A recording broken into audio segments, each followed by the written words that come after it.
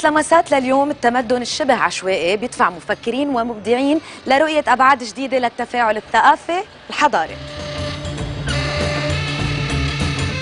الفنان قادر عطية بيتنقل بين الطبيعة، المساحة والحضارة بمعرضه الجديد صراع الطبيعة. Vous allez venir la traverser avec moi. مساحات بيروت اللامتناهية وإعادة النظر بالبيئة المحيطة فينا مع قيصر عريضة وسابين دوموسيون. تسمح لنا نعمر مدن بكاملها.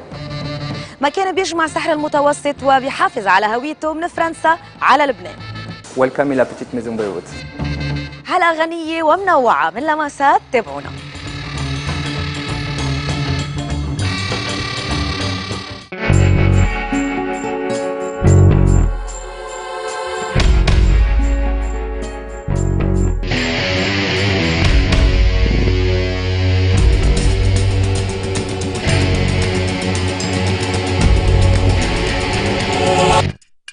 الطبيعة والحضارة بيلتقوا وبيفترقوا بأوقات ومساحات مختلفة. بعد ولادته بفرنسا من أصول جزائرية ودراسته للفلسفة والفنون الجميلة بباريس، اتنقل قادر عطية بين هالبلدين وركز بأعماله على العلاقة بين الفكر الغربي وباقي الثقافات، لا سيما من خلال الهندسة المعمارية، جسد الإنسان، التاريخ، الطبيعة، الثقافة والأديان. مساحة بيجمع فيها الفنان وسائل مختلفة من تجهيزات فنية، منحوتات، كولاج، شرائط مصورة، صور فوتوغرافية وغيرها بمعرضه الجديد صراع الطبيعة. C'est le fait qu'un esprit humain invente une stricte interdiction d'une chose qui est contre nature. جولة بمركز بيروت للفن بيرافقنا فيها وبيعرفنا على آخر أعماله الفنان قادر عطية.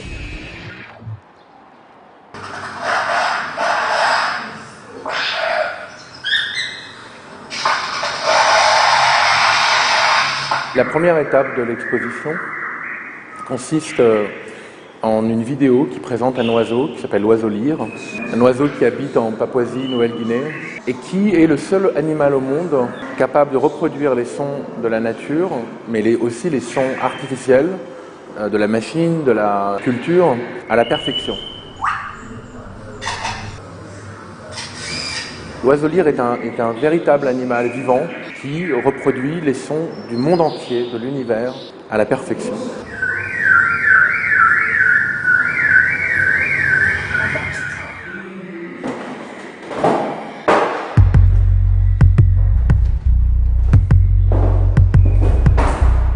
Ici, on se retrouve dans une pièce qui est la deuxième salle de l'exposition, qui s'appelle Casbah.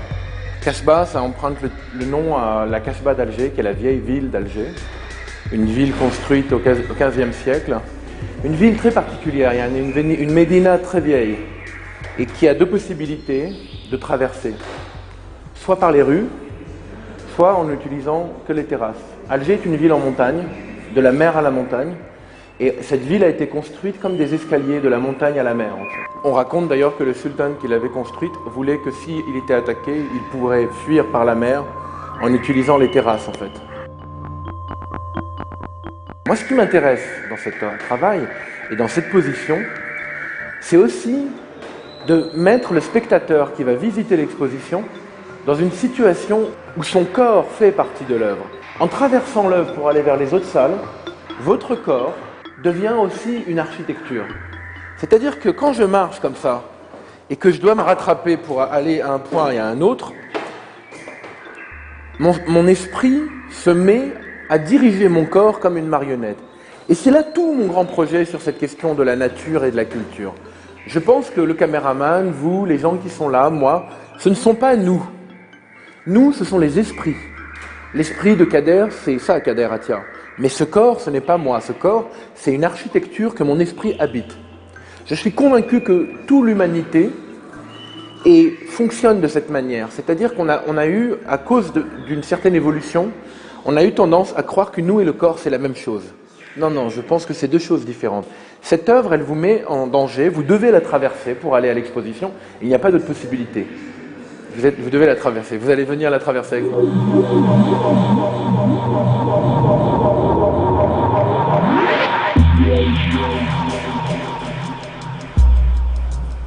Après avoir mis le corps du spectateur dans des déséquilibres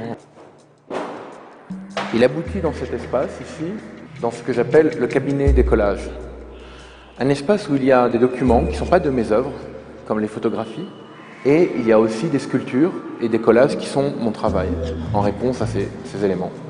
C'est très important dans cette salle de comprendre comment en fait l'architecture vernaculaire, l'architecture traditionnelle arabo-berbère a fortement influencé l'esthétique de l'architecture moderne et notamment d'architectes comme Le Corbusier en fait. Le Corbusier a vu la Casbah d'Alger. Cette vue de la Casbah d'Alger que vous voyez aujourd'hui, c'est fort probable que Le Corbusier l'a vue dans cet état. Aujourd'hui, elle n'est plus comme ça. L'Europe a regardé les cultures traditionnelles de la Casbah ou de Gardaya. Le Corbusier y a travaillé, enfin il y a passé énormément de temps à se documenter dans cette ville. Ce qui est venu derrière ça, c'est une application de la structure traditionnelle de l'habitat arabo-berbère à échelle du logement social. Après l'indépendance, ce qu'on a appelé la modernité du logement social, c'est une forme de colonisation des gens. Être dans des bars d'immeubles où on était enfermé, c'est une forme de colonisation des gens.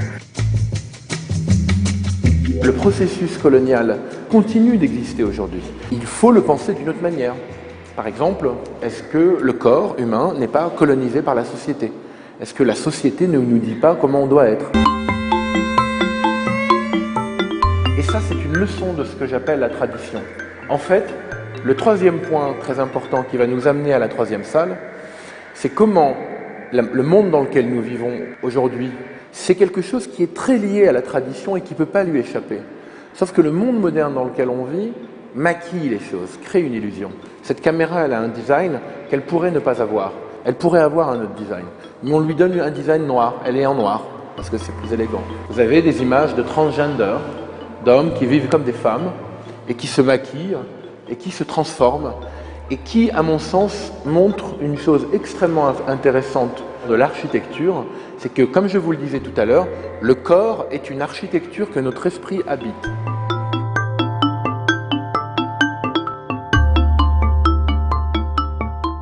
Là, c'est un film qui montre justement une communauté de transsexuels ou d'hommes qui vivent comme des femmes, mais dont en fait la situation varie en fonction des pays. En Inde, elles sont appelées les Gijras, et ça fait partie de la religion locale que un homme qui a toujours ressenti qu'il pouvait être une femme, il ne peut pas être un homme, entre dans une forme de mysticisme en fait, et se retire dans un ashram, une sorte de couvent, où il vit qu'avec d'autres hijras, et ils ont un gourou qui leur dit comment prier, comment gagner leur vie le matin, etc. Je suis très intéressé par cette idée de l'identité des genres en fait, parce qu'elle pose beaucoup aussi la question, est-ce que lorsque la société dit d'un transsexuel, ça c'est contre nature, est-ce que c'est pas elle en fait qui est contre nature?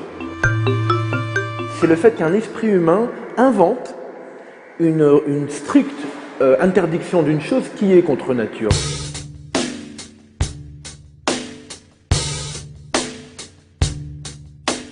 Cette installation, cette sorte de fleur en fait sur le sol avec des prothèses de jambes, c'est encore le corps à qui on a supprimé quelque chose de manière violente, contre nature. Et la logique de réparation de cette même pensée humaine qui va s'illustrer à travers les prothèses, mais qui finalement ne répare pas vraiment, ne permet juste que de faire une sorte d'illusion de réparation en fait. En face de cette installation, vous avez deux images. Elles illustrent un rituel au nord du Congo et à gauche, un rituel aborigène en Australie. Les personnes s'allongent sur le sol et délimitent un cercle avec leurs pieds. Ils délimitent un cercle avec leurs pieds le temps de la matérialisation de ce cercle. Quand ils vont tous se lever et rentrer dans leur activité, le cercle aura disparu, Yannick. Ce que je trouve fascinant là, c'est que les civilisations traditionnelles ont gardé un lien avec la poésie, je dirais surtout avec l'immatérialité des choses. Les civilisations modernes, en réinventant l'illusion d'une réparation, s'obstinent à rester dans la matérialité. Ce qui nous permet de transiter vers le film qui est ici sur le diaporama, qui est en fait un diaporama qui représente toute la problématique de la réparation de la culture moderne occidentale aux cultures traditionnelles non occidentales. Le monde, l'humanité, fonctionne avec deux types de pensée. L'Occident moderne a toujours considéré la réparation comme ce que j'ai appelé le mythe du parfait. C'est-à-dire que lorsqu'on répare, ça doit disparaître. Les sociétés traditionnelles ont au contraire réparé pour laisser la blessure visible. Même au niveau corporel, on pratiquait la transformation à travers les scarifications, les élongations des crânes, les scarifications sur le corps. Les sociétés traditionnelles qui transforment le corps considèrent que le corps tel que la nature l'a donné manque de beauté, que le corps, pour être sublimement beau, doit être transformé.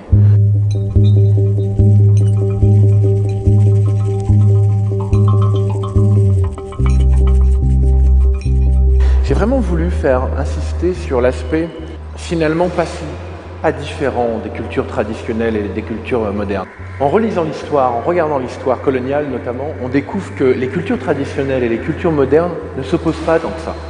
C'est ce que l'Occident moderne a voulu nous faire croire. On découvre que la principale obsession de la colonisation a été le contrôle de la nature. Je dirais que la principale question de la colonisation a été de représenter l'ailleurs, les altérités, à travers un caractère sauvage, dangereux, non civilisé. Toute cette représentation de la nature violente, hostile, dangereuse, était associée aussi aux hommes qu'il fallait civiliser, cannibales, anthropophages, guerriers, violents, avec un couteau pour vous tuer. Si vous voulez, ce qui m'a beaucoup intéressé dans ce travail, et notamment sur cette ligne de journaux qui montre comment l'Occident, de la France coloniale à l'Allemagne coloniale, en passant par l'Angleterre coloniale, a diabolisé en fait les cultures extra-occidentales, tout en diabolisant la nature à laquelle elles appartenaient, nature sauvage. Je montre comment finalement, à la fin, entre un animal empaillé, une antilope, je montre comment, entre l'Occident qui contrôle la nature en la figeant, en la maquillant, en la tuant aussi, les cultures extra-occidentales, avec ce bois du Mali, ce bois dogon du Mali, font exactement la même chose. Exactement la même chose. À savoir, les cultures traditionnelles ont aussi uniquement représenté la nature pour s'en approprier les forces.